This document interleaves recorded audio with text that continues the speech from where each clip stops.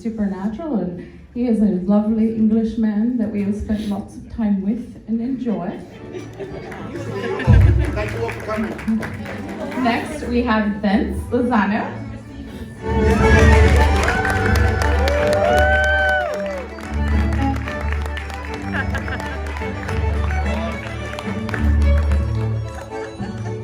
Another rowdy pirate from the Prince of the Black Pearl. And last but not least, we have Arenberg.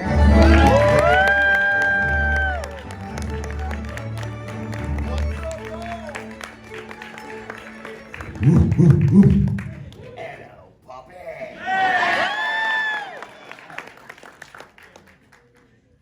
So we have our two returning guests, and we did have them at panel. So I'm gonna try to mix it up a little bit with you guys, and ask some questions that maybe I'll ask you the same that we did last time to start, but I'll throw in some things to kind of shake them up a little bit, guys. So I was looking you up because I know that you're in several things beyond pirates. You have an extensive background, and I noticed you are an athlete.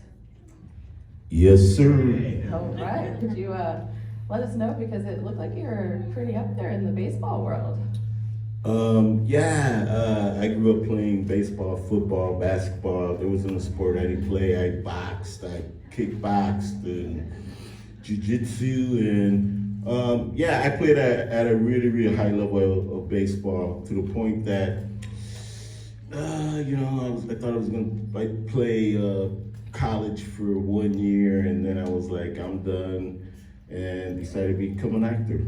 Because I was in the middle of nowhere. And I'm like, I'm in the middle of nowhere and it's cold here. Did the athletic skills that you did, did that help you with some of the stunts and things you did on Pirates?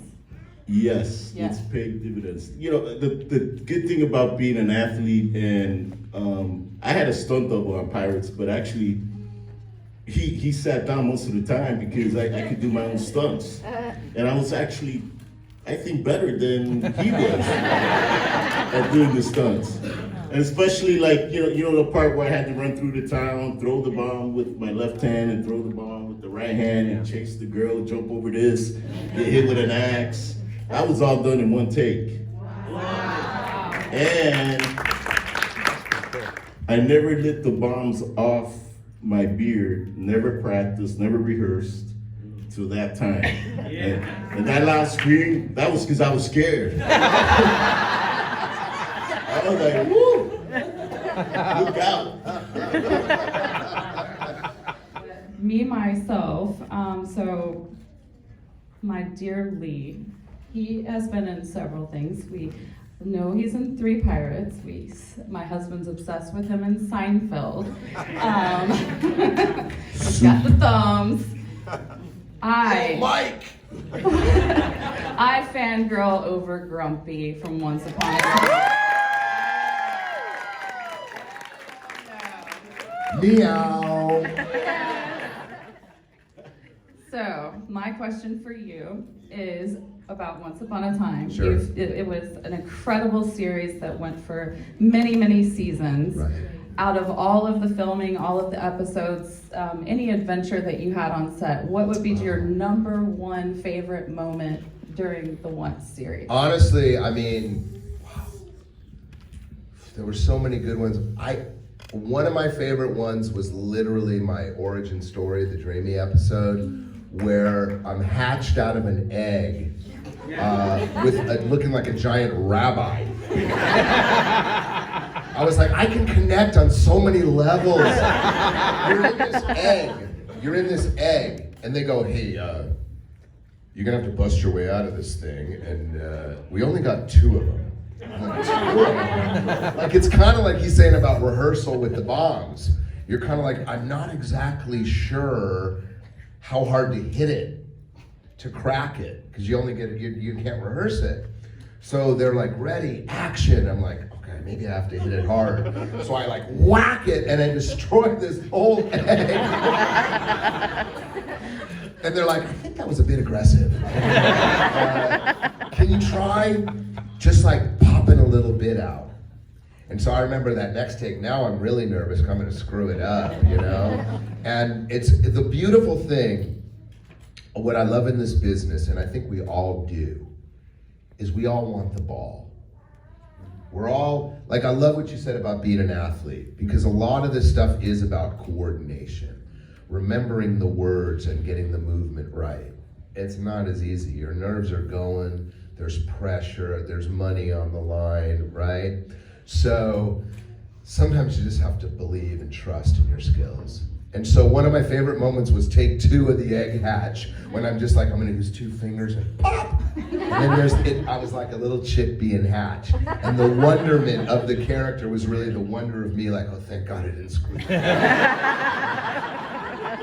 I was like, oh, thank you. But I will say this, and what really connects and resonates, and I wanna say to Trev too, the practice of gratitude to you people for being here today, for watching us, for supporting us. Thanks to you, I live at the beach, you know? But know that what's beautiful about our relationship of actor to audience is that you define the art form. We're not actually acting if someone's not watching us. The audience is part of the equation, equal measure.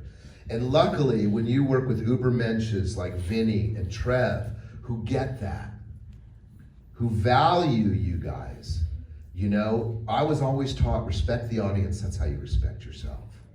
I come out of the theater where we always know if there's only 5 people in the audience because it's a rainy night, it's gonna be your best show.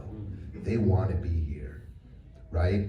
And so when you're an actor, that's where we come from. So gratitude is a huge part of our game. Then, with a movie like Pirates, if you remember correctly, we came out July, I believe, of 2003. Yup. And Eddie Murph's Haunted Mansion came out, was scheduled to be released in August, and that was the one that Disney was betting on. That's the one that had the Taco Bell tie-in. That's the one that had the pre-hype to it, right? They left the pirate movie alone because they didn't know what Johnny was doing. The genre hadn't been successful in over 50 years, and that allowed us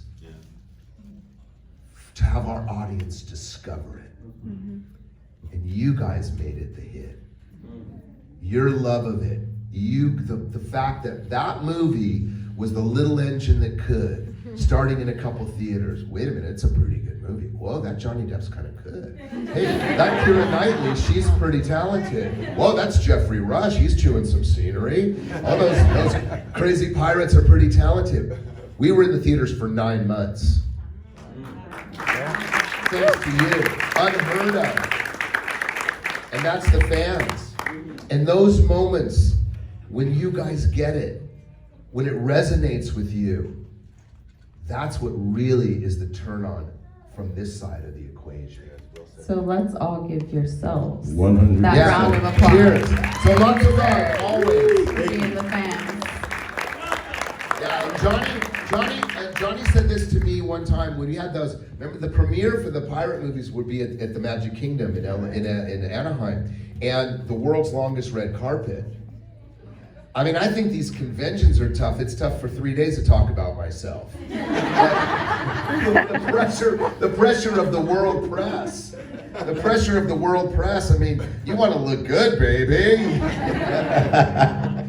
and I go, Johnny, I'm like, how do you do it, man? What's the secret? He goes, well, the fans are the boss.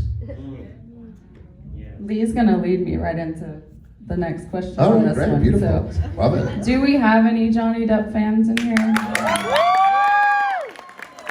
I think we're all Johnny fans. So I'll start with you, Treva, and each of you can answer this question. What is your favorite Disney proper PG-13 moment that you remember with Mr. Depp? I know it's a hard one. We can skip the bits if we need to. You mean minus alcohol? Oh, no, you're pirates. Rum is absolutely allowed. Well, Which one? The God. Oh, I didn't tell him well, that might be Borderline. Yeah, you know. There was a moment. I work with kids and I do drama workshops. I come from a background of working in theatre and teaching and going to schools and stuff. And we did some workshops with some kids on the island in a school. And Johnny found out that we were doing it, and he generally wanted to come and be part of it. And because his schedule wouldn't allow him, because he was just shooting all the time and he was very busy, it was very sweet of him because he actually wanted to be part of what we were doing with the kids on the island. And that was that's just one of the many wonderful things about Johnny Depp that I remember. He's just a very sweet, gentle man. He's a gentleman, and he's a wonderful actor, and he's very generous. And I love the guy. He's good people. Trevor, on that, I think Johnny, he's a blue collar guy. You know, he loves hanging out with the supporting actors, drinking, talking sports, or just talking about life. And yeah, I spent an hour and a half with him in the trailer, just bullshitting while he was getting his makeup done, and just talking. And you know, no ego, nothing. And a funny story is, I ran into him at a screening. He's like, Vinny, how you doing? Hey, you didn't need to do that, you know? And he is a solid human being. Solid. Good people. Love the guy. Well said. I mean, I will say this: we're gonna definitely be Team Johnny for life. There's sort of an unspoken rule in the business that whoever the number one on the call sheet is, that actor's behavior dictates how the rest of us get to behave. And Johnny, professional, cool. I would remember too, like, it's not just the actors he would chit chat with. He would crew member, anyone on the crew was fair game for his, for a good, honest conversation. The one time he got me pissed off. We were filming some on P2. We were filming out here on the water off somewhere, I don't know, off Florida, right? The one night it's freezing cold. In the rain, we had the rain machines working. And it was pretty cold that night. And it was an uncomfortable day of just standing there shivering. Something, Kevin, we're Orlando, we're all just frozen. And the first person to shed their set coat and jump under the rain machine was always Johnny. I'm like, Johnny, can you just hold on? They're not even ready. He's like, let's go, boys. Pucker up, Pintel. There's a lot of gallows humor. And we had a mutual friend in LA. I grew up in LA. And he would always, my buddy Josh, and real tight to Johnny. And Johnny would always be like, hey, Josh says hey. And, and he always made sure to make those moments of connection. And those moments of humanity. And that's really what, honestly, none of us knew what the hell he was doing in the first movie. We're like, remember when Johnny first appears, kind of like wandering in the gold thing, we're like, we hadn't really been in that first film. I think that was the first time we'd really seen Captain Jack, right? When we're all pulling him, when we're taking him in, and he's gonna be our hostage, right? I mean, we had no clue. Dude, are you drunk or what? What's going on? And then later to hear, I'm basing it on Keith Richards and Pepe Le Pew. And the whole thing about that this is the way the dude thinks, and this is sneaky long. Because he goes, yeah, who were the rock stars? These pirates were like the rock stars of their age. Who's my favorite rock star? Oh yeah, Keith. That's the bandanas, all the things. Yeah, I can see it. And then for that dash of the savvy, he goes, Pepe Le Pew? I mean, sign me up. Sign me up for the mad, I'm gonna hop on your tail, mad genius. And then we got to improv in that same scene, when he goes, parlay, and I'm like, God, shoot somebody so fucking bad. Right? He goes, that's the dam to the depths, whatever Muttonhead thought up parlay. And then they're supposed to cut it. And Gore's like, I think this is cooking, man. Let's see what happens. And then so they keep rolling, and then I think that would be the French. Oh, they had the French. And then he goes something about mayonnaise, and then I'm left. It still hasn't called cut. And I'm like, I like mayonnaise. And oh, God, shut up. I swear, the first number of appearances we would do, people would bring me jars of mayonnaise. I wish I was a better improver. I would have said, I like gold, I like Ferrari. You can buy mayonnaise at Walmart. With his tea kettle. Very awesome. And it doesn't hurt the fact that he's kind of hot. So. And you know what? I want to say this. There's a few people in this business that you look at and go, holy crap, that's a movie star face. And Johnny has an ace face. When you'll catch him in a profile just in a moment when he's not even in character, it's just being the dude. You look over there and they go, I get it. And as a history buff of our business, those are the faces that change the world. Starting in the silent, he connects to Buster Keaton. The images, the things that he draws from are really what I'm inspired by. The old character actors. I was thinking, the other day, hey, you show somebody now Humphrey Bogart, who's that? Mm-hmm. You show somebody like Spencer Tracy, who's that? Betty Davis, Katharine Hepburn. Yeah. Right. Yeah. So Errol Flynn. So we're all heading to obscurity. But there'll be very few that have that image. That back in the day was Barrymore that had that profile. Yeah. And Johnny is the inheritor of that. Yeah. And that's the secret sauce. And even, straight male pirate tough guy will be like, holy, you're good looking.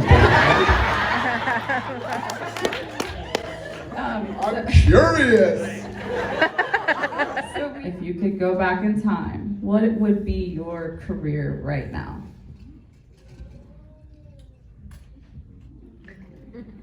You know what? I can go first on this one, guys. I wanted to be a sportscaster.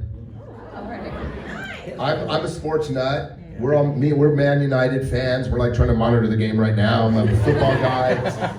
With Scott Atwood, we got him in our fantasy football league. Me and Vinny have had 20 years of fantasy football with Marty, and we're always like, you suck, Marty. But that would have been my other choice. I love it. I'm passionate about the telling of the stories. What I love about sport is it's theater without the script. And it's got the lights, it's got the magic, it's got the costumes, it's got the excitement. So all the beautiful part of really what we do is telling the stories. That's an ancient art that in the days before the rise of the church was a sacred event for society, the telling of stories. The rise of the church, their stories got in competition with the old sacred stories, and they took it. And the churches, especially the early Roman Catholic, were the most beautiful theaters. And they offered in the sacrament a little cracker and some wine, gift with purchase, come into our beautiful theater. No actors or dogs allowed for 2,000 years of history. Only, right? And then the rise of the film changed the equation because the power of the telling of the story was more powerful than the written word or even the spoken word.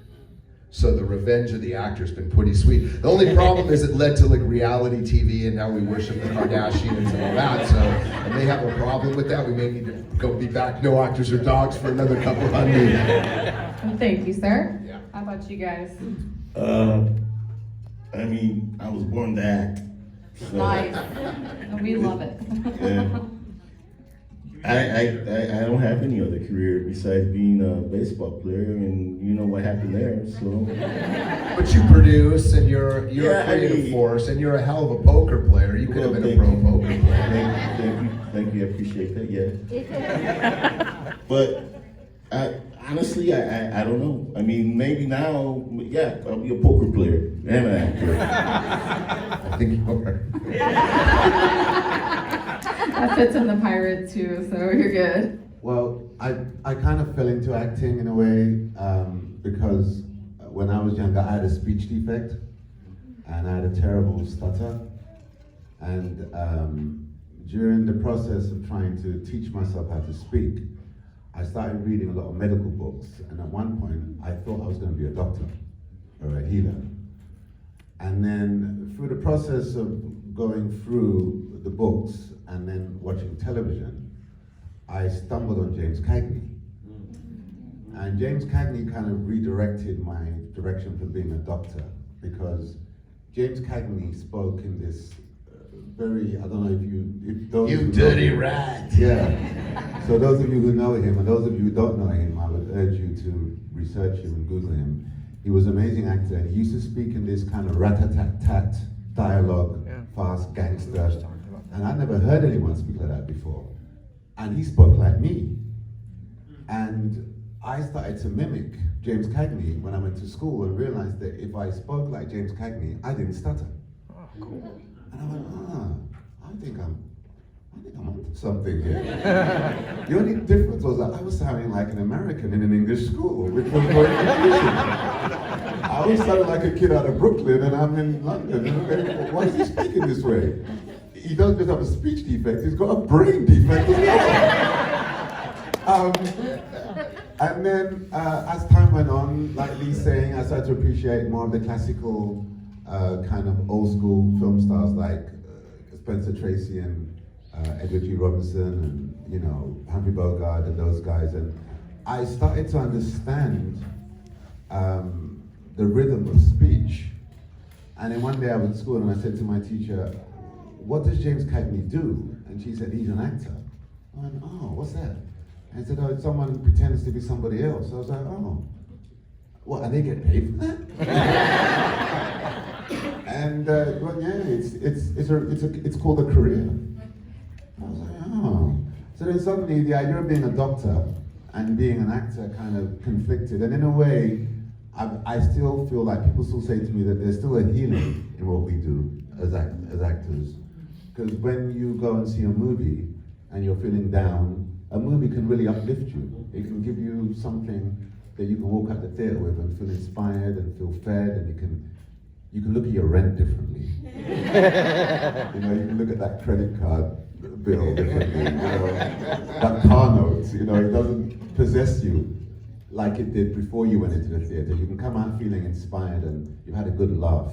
And I think in a way what we do as performers in any field, be it circus, act, or musicians, but when you're in a creative world, you are kind of giving back in a somewhat healing way. And in a way we are doctors. We're just doctoring in a different creative space. We're not in a, it's interesting that they call the surgery a theater. Yeah. Yeah. So when you go in for an operation, they say, "Oh, he's in theater." And in a way, if you look at the kind of equation of that, we are also in a theater. Like right now, this is a theater. You're the audience, and we're here. Yeah. But we could be looking back at you, and you guys could be telling jokes, and we are your audience. So it doesn't make us any different from you.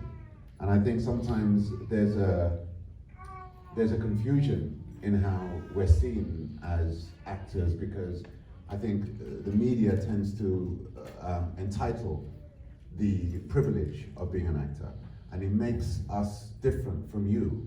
And there are those of us who don't feel that. We feel that we are you because we were you, and we are you, and we're an audience as well. And we go to the cinema, and when we go to the cinema, we're watching other people that make us laugh and inspire us as well. So there's no difference. It's just that we are doing a job, and you are doing a job, and we're still communicating. And if I go to Walmart and buy my kettle, I still have to communicate with the girl at the till. Yeah, and make no mistake.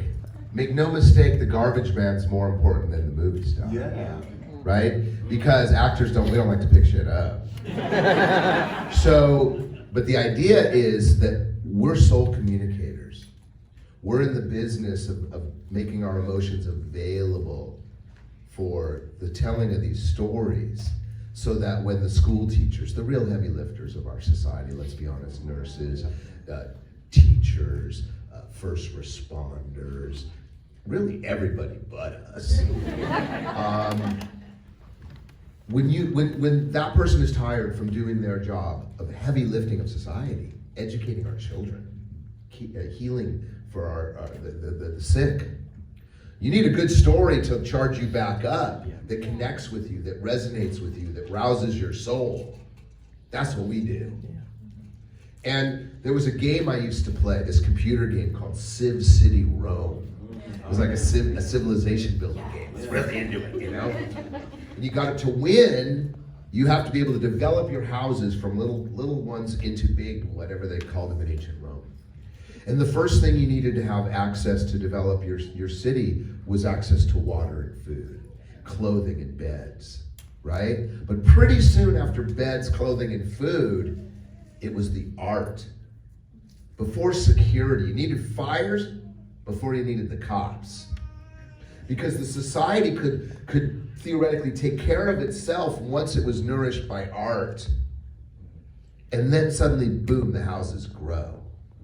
So I never lost a sight of the fact that we do have a key spot in the hierarchy of the culture and art in terms of enriching society, but it doesn't come before the real heavy lifting. Yeah. The guys that make the beds, the guys that get our food delivered. Yeah. So it humbles us to get kind of this adoration that we do, but I think we're aware that we're dang lucky. Mm-hmm. And so I make sure, like, you know, when I would pray to the universe to like recognize my awesomeness, which I basically do all the time, and then suddenly you get a great movie. Dude, here's an opportunity to be a movie star, son. Go for it. Yeah, congratulations.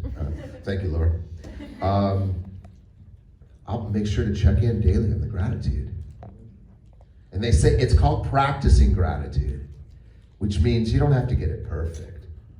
It's just the effort of it is the act. That's why I love that word practice. We practice yoga, we practice meditation. A lot of things that are good for us are practice. Perfection is never required or implied. It's just the attempt. Yeah, absolutely. And so, you know, I think that's the magic of what we do. When you guys dig it, that defines it. We're trying to pay our rent, baby. Really, you make it the art. I don't care. That to me, I think that's the craziest thing when actors do. It's like, oh, listen, I'm so pompous. I'm so full of myself. Yeah, I've got my assistant getting me a Diet Coke and a seltzer sandwich. Like, dude, you're lucky over there. Yeah, you're lucky. Where's the gratitude? But I guarantee that 99% of the people in the business will mention that sometime in one of their countless interviews, that we're lucky. There's better actors out there than all of us that didn't get the opportunity. We do it for you. Well, it's funny you say that, because I was going to tail end it with, just to add to what Lee just said. When I was starting as a young actor, I was at this party, and I think this is one of the things that has really kept my trajectory open with working with children and just being grateful every day. Stories are the stories that we create about life. Life is a story, and you are in your own movie. You have the beginning, the middle, and the end, and you are in control of the end of your movie. We live in a society, in a world, where we're constantly being told how to think and what stories are important to us, and how those stories should influence us. And we lose sense and sight of the power of our own story. And it's very important that stories, be it the stories that we share or the stories that you live every day, it's very important that you create your own stories, because if you don't create your own stories, the stories in your head create your suffering. And then you suffer because of the stories in your head. I'm ugly, I'm not smart enough, I'm not clever enough, I don't have enough money, I don't live in the right zip code, I don't drive the nice car, I haven't got the nice partner, I don't have the trophy, and all these stories we tell ourselves create our suffering. So if we can retell the stories and we can be grateful, and this actor once told me at this party once, he said to me, you can be the greatest actor of your generation and still die an unknown. And he said, you don't think there were better people than Brando? You don't think there were better people than Olivier and Betty Davis and Meryl Streep? You don't think they were better than them? But what did those people do? And those people that come in 13th in the Olympic 100 meters, they come 15th. You don't even see them cross the line because we're only looking at gold, silver, and bronze. And those people that ran at 13th, they trained at 4 a.m. for the last 4 years. They did everything that the winner who got gold did, but they came 13th. And we're told that we shouldn't care about the loser. And we should, because the loser is the winner as well. And sometimes in life, you can laugh so hard you cry. And the funniest comedy is when we look at pain. When you see Chaplin or Keaton fall over, or Laurel and Hardy, we laugh at people falling over. Yeah. So if we laugh at pain and we cry at laughter, you see the oxymoron, you see how it's